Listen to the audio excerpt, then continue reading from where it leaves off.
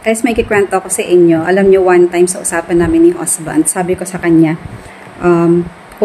baba, I very love you, see, I treat you like a king. Sabi ko ganon.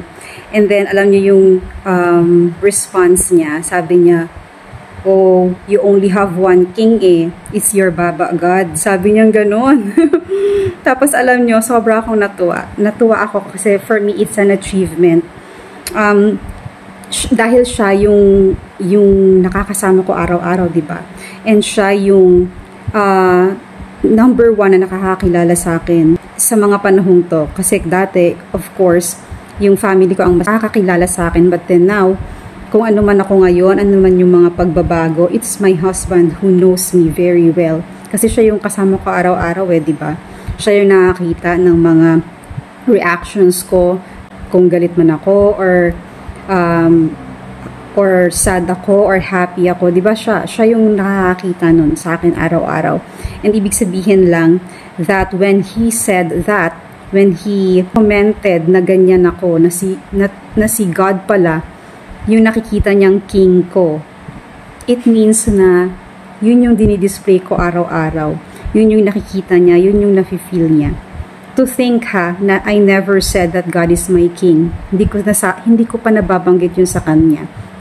Ang sabi ko pa nga sa kanya Baba, you're my king because I'm not a princess anymore kasi may asawa na ako. I'm a queen na. This is our kingdom, yung house namin. And syempre, dahil siya yung asawa ko, sabi ko, you're my king and I'm the queen. Sabi kong ganun.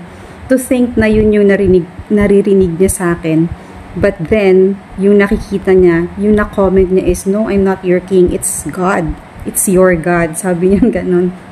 And nakakatuwa lang. Kasi, ibig sabihin, yun yung nakikita niya na, that I'm trying to show love kay God and to be a true follower of Jesus Christ, diba? Ibig sabihin, kahit ang naririnig niya is siya yung king ko, pero yung nakikita niya sa akin and yung nafe-feel niya is hindi. It's God. And tama lang naman, diba? Kasi, diba sa scripture, Matthew 10:37, sabi doon, anyone who loves your mother and your father more than me is not worthy of me. Anyone who loves your daughter or your son more than me is not worthy of me.